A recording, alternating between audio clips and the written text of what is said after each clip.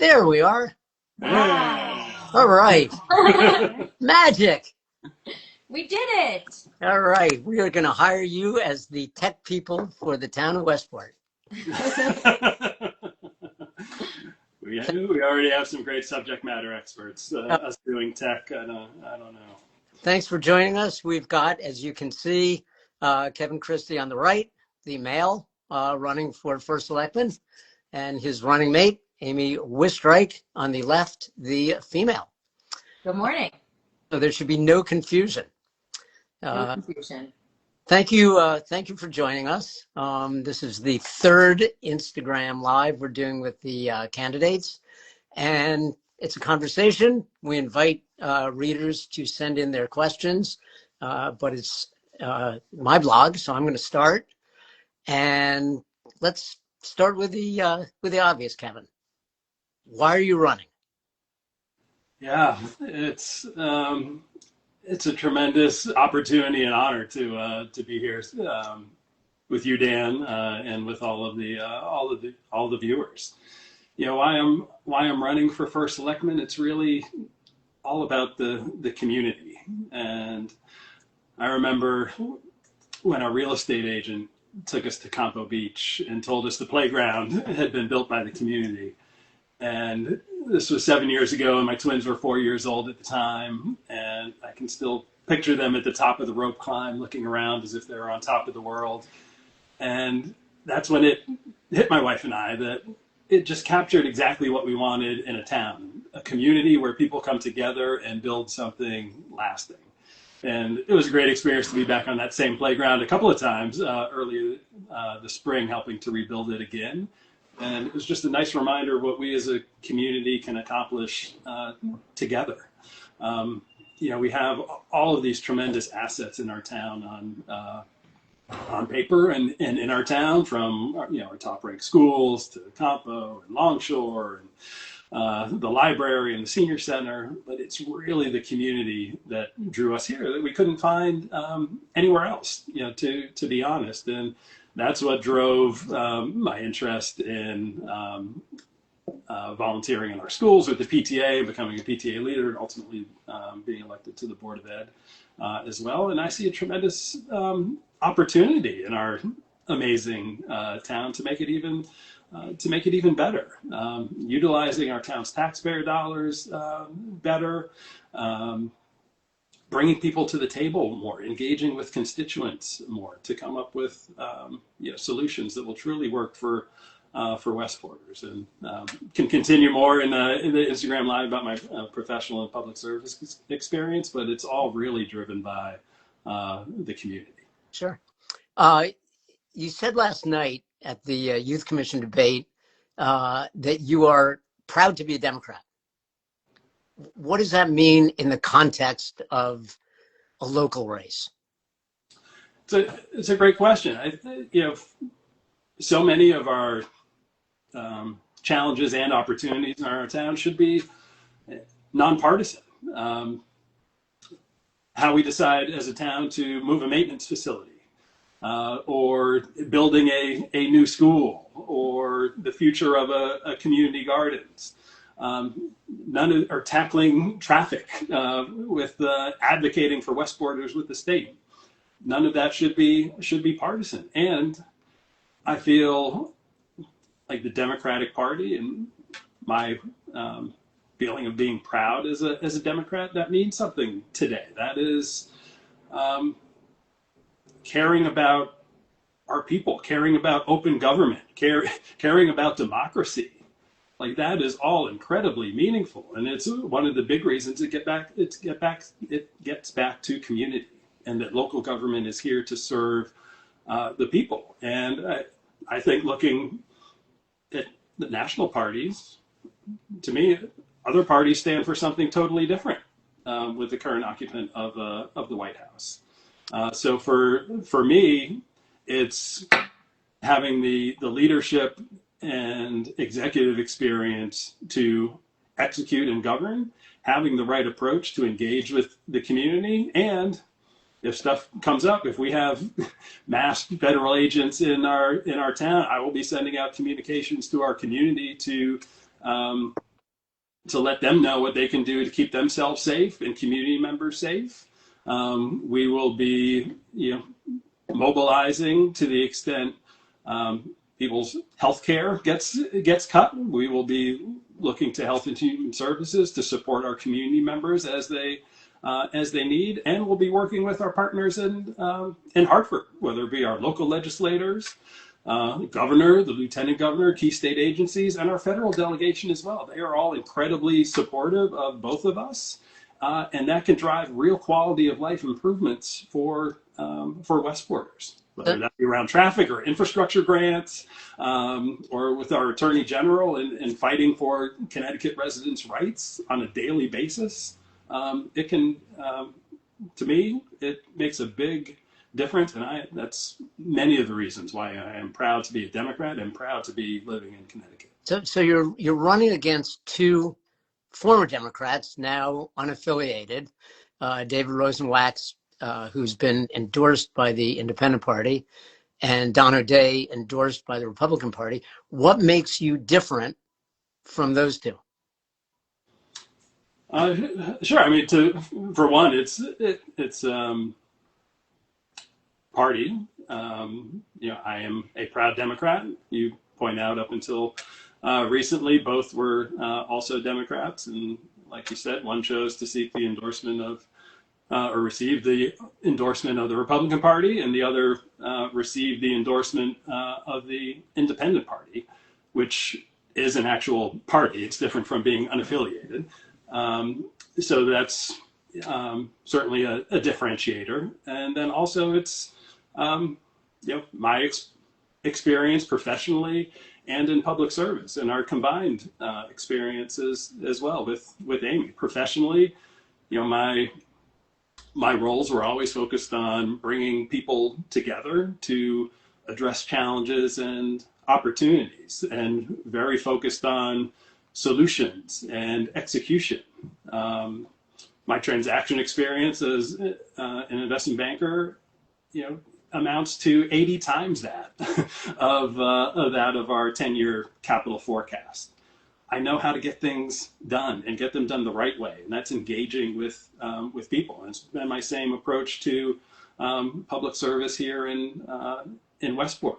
I have a strong public record of where I stand on issues and my votes on the board, and I know Amy does as well. That's one of the many reasons why I'm so excited to be running with her. It's like, yes, planning and zoning is a big topic in our town, and that's just a small part of why I'm excited to be running with Amy. But having that skill set to complement mine, but really also for Westporters, having that combined leadership team in town hall with the planning and zoning experience, with the finance experience, with the strategy experience, that is what our town needs now. And we share the same commitment to open government and engagement and results. So that's how I'm different, and that's how we collectively are different. Amy, did you have anything? Why did you choose to leave the Planning and Zoning Commission?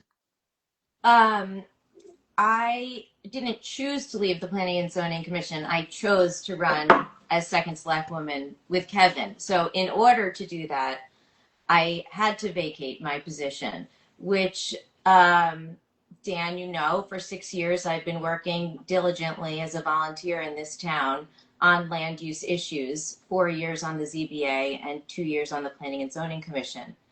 Prior to that, I have a long professional biography on working successfully within the real estate industry, within the construction industry, and the architectural community.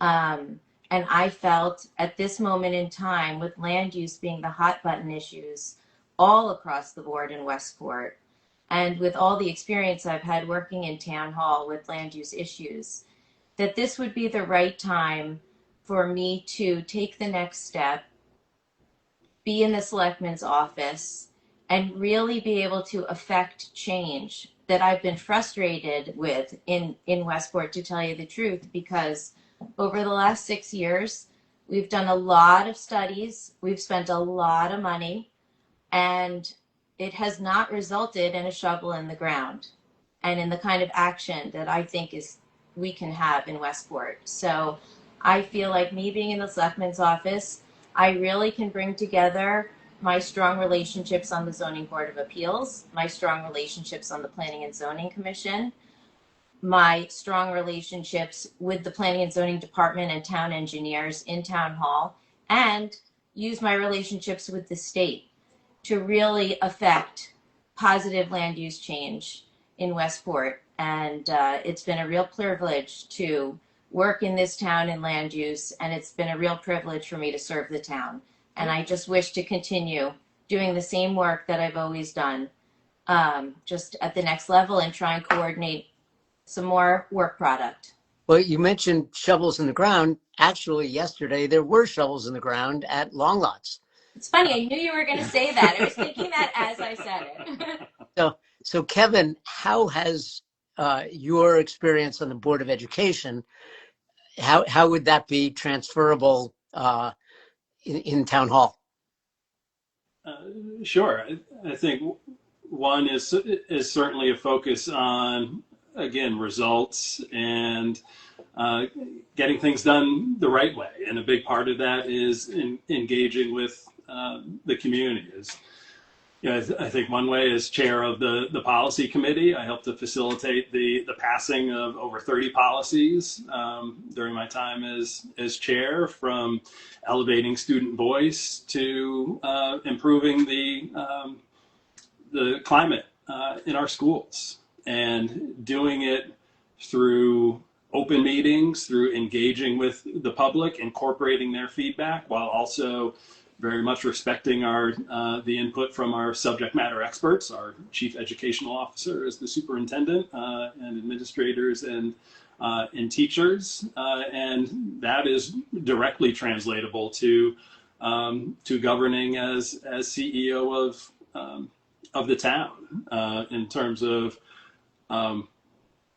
of opportunities in front of us, clearly defining the question or the opportunity or the problem that we're trying to solve. And then the process of gathering information and asking questions. And a key part of that is engaging with the community and the public, and seeking recommendations from our subject matter experts, our department heads and their teams, and in Town Hall, and understanding the consequences, and ultimately making a decision. That process that I have taken to every Board of Education decision and every policy recommendation that I've helped to oversee is directly translatable. And from a finance and facilities perspective, thinking about putting our taxpayer dollars to work, I think a critical aspect of that is determining what we need versus what we might want. And very early in my finance and facilities committee role at the Board of Ed, I led the criteria to prioritize our capital projects. And that's the building envelope and our HVAC and plumbing. And it came out of the relatively simple observation that looking at Coley Middle and what happened there, and what drove the need for a new school. That's mold and air quality. And then Long Lots in the early stages. This was 2001, although we had heard about it for years. Similar situation. So yes, we need to deploy capital first. Forget what we want to need to keep our buildings safe and appropriately maintained. So having that analytical lens to help drive suggestions is also directly translatable, because we do have this massive, nearly $500 million laundry list of capital projects over the course of the next 10 years that we collectively, not just Amy and I, need to work with, but with our department heads at Town Hall, with the public, working with the Board of Finance and the RTM to determine what we can comfortably afford to continue to keep our mill rate attractive. These are all concrete things that I have done on the Board of Ed that's directly translatable to First Selectman. And then there is the Board of Ed question, which I'm sure you knew I was going to ask about, the recusal in the coaches renewal case. Yep. often comes up in 06880 in the comments section in terms of leadership. Do you want to, address that decision of yours? Sure, I appreciate you asking the question and giving me the opportunity. Talked about it a little bit last night too at the youth commission, and look, for one, I know it was an incredibly emotional process for everyone that was directly involved, and even some who were not directly involved. So I acknowledge that. And recusing is and was a decision, and I made that decision to recuse myself because I and my family, including my children, have close personal connections to the Staples and Westport soccer programs. And I want to be clear, this is not some ordinary board vote or action, like a simple add or drop to a budget or approving a gift. This is the boards serving as judge and jury in an employment hearing. So thinking about a traditional courtroom, regardless of who is in the courtroom, public comment is not open to everyone. And also for me, from a trial perspective, given my close connections to the program, there's no way that I would have been allowed to serve as a juror.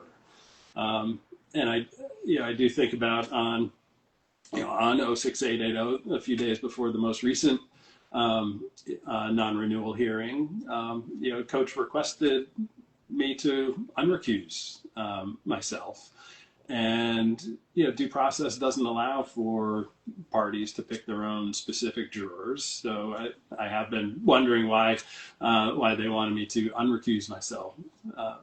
But I do want to also be clear that I will not capitulate to external pressure that impacts my integrity or impacts due process or impacts my family or that impacts my decisions as a Board of Education member. So recusing, the decision to recuse was and is the right decision. So what have you learned in this campaign? You and Amy both. What have you both learned in this campaign? That's a great question. I've learned how much I truly enjoy connecting with Westporters. That is truly my happy place, as part of this campaign. And we've been at it together since May, and for me a few months before that. And it's so like I said, it goes back to community, and it's really the people that drive this town and drive so much of the amazing work in our town. You mentioned the long lots and putting shovels in the ground. The team that, from a building committee perspective, they're all volunteers. And they are performing full-time, many of them have full-time jobs, and somehow they continue to find the time to build a brand new school. And having conversations with our town, with our business owners, and understanding what drives them has been incredibly enriching. So in terms of what I've learned, it's really how much I enjoy that aspect of the campaign, and something that we would look to, or we will continue when we win, and that's continuing to engage with Westporters to make sure that we do have that open dialogue, but also so we continue to know what's on their minds, but also so we can share with them projects and initiatives that are happening in town and in town hall. Amy, what have you learned? Oh, it's been a tremendous learning curve for me, I have to say. I've never done something so public like this before. So that's been, a very big learning curve for me. I have been in a lot of leadership roles.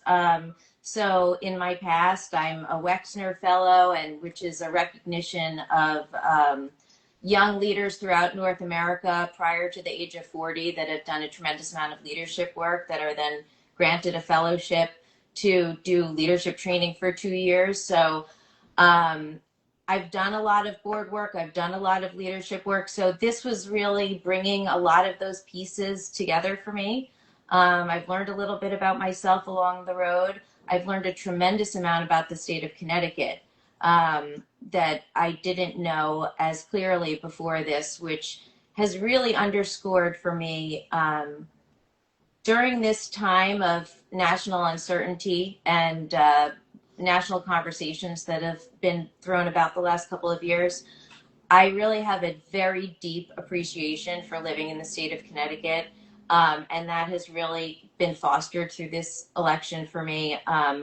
And a really deep respect for the leaders of our state. Maybe you don't always agree with the leaders of our state, but we know where they stand. We know where they're going to come out. We know we can trust them. And right now, living in Connecticut feels like a really great thing. And particularly living in Westport, the town that I love so much. I mean, I started coming to Westport in 1969. My aunt and uncle lived here. I started spending a lot of time in the summer here. And the natural resources along the coastline particularly spoke to me as a child, and the rock formations down to Compo near where my aunt and uncle's home was.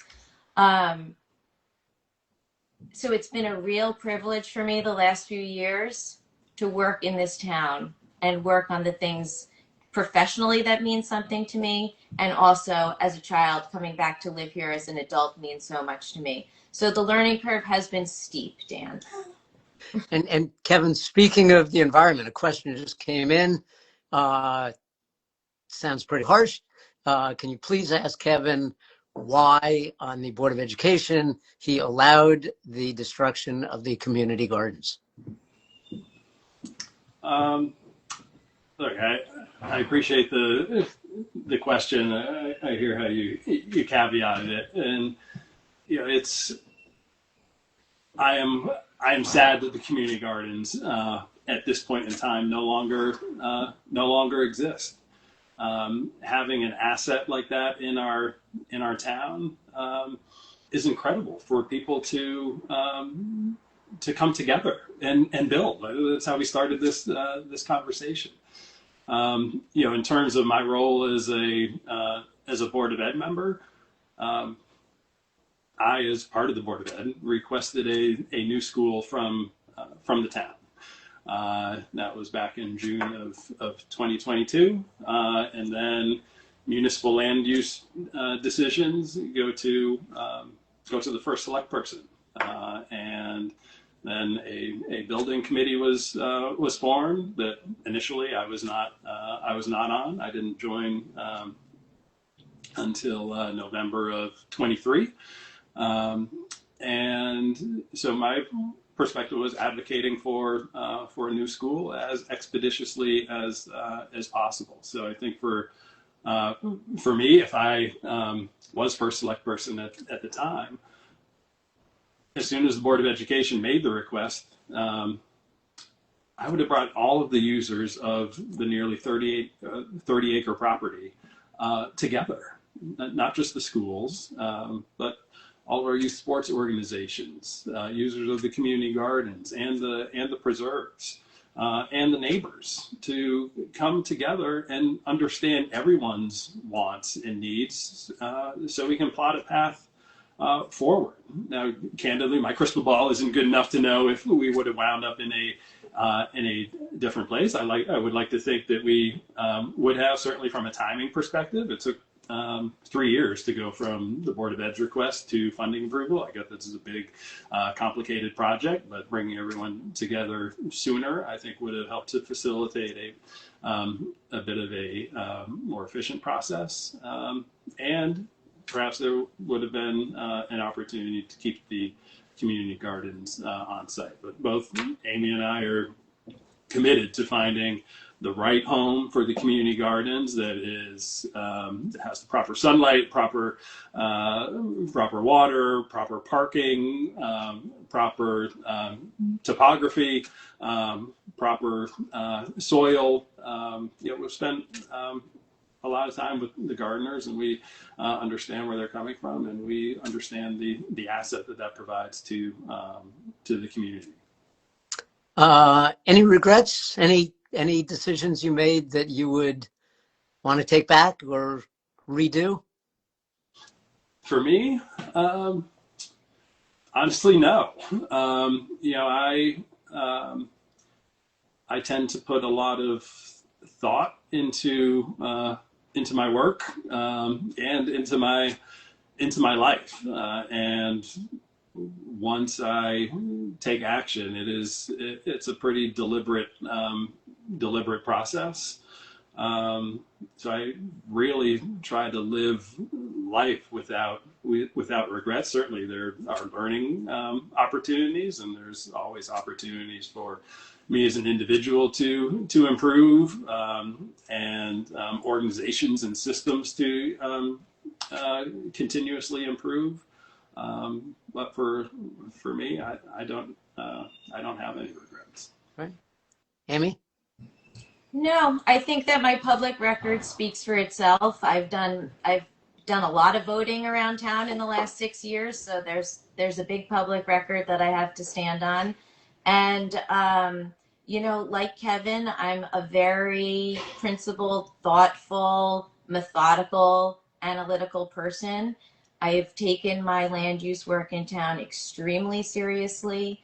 I always vote on behalf of the constituents. I never vote for myself, and I think that's a distinction between me and some of my other coworkers in town. And I don't have any regrets about any of the votes that I've made. I feel very confident about them. Right. Kevin, you stepped back from professional life a couple of years ago to help raise the kids. How's that going? Boy, that is probably up there at the top most rewarding decision in my life, maybe coupled with marrying my wife, Gina. You got that one in there. And it also happens to be true. It's something that Gina and I talked about for probably around a year. I was just, the kids were two, approaching 3, and I was just getting this itch to spend more and more time with them. And while things were, going well from a career perspective, and we were all together working, managing work-life balance appropriately, I just wanted a bigger impact in my kids' lives, and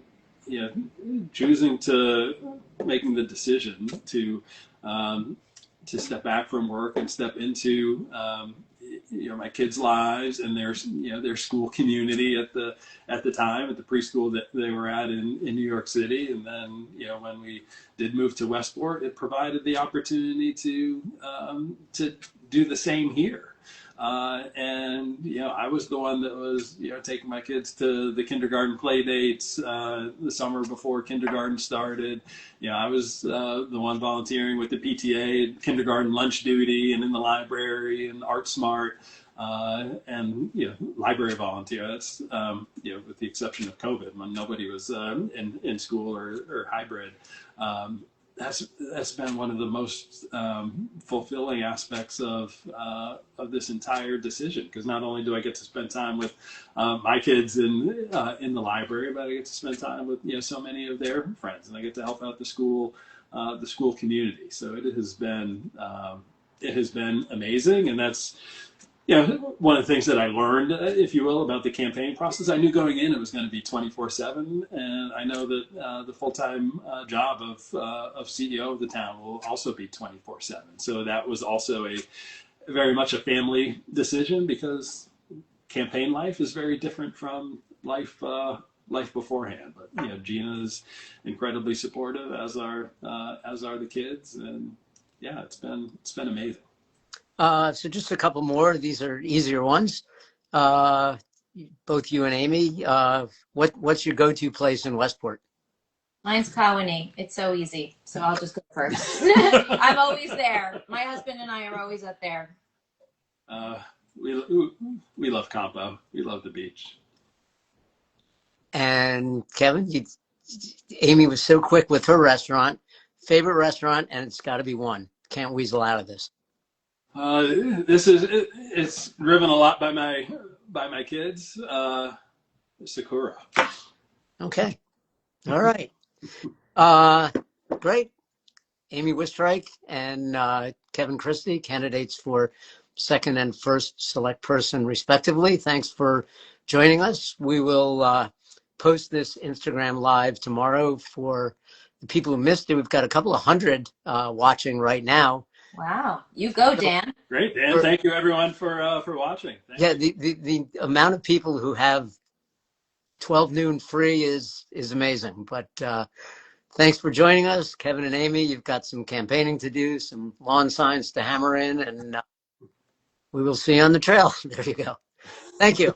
Thank you, Dan. Thank you, Dan. Thanks, everyone, for watching. You bet.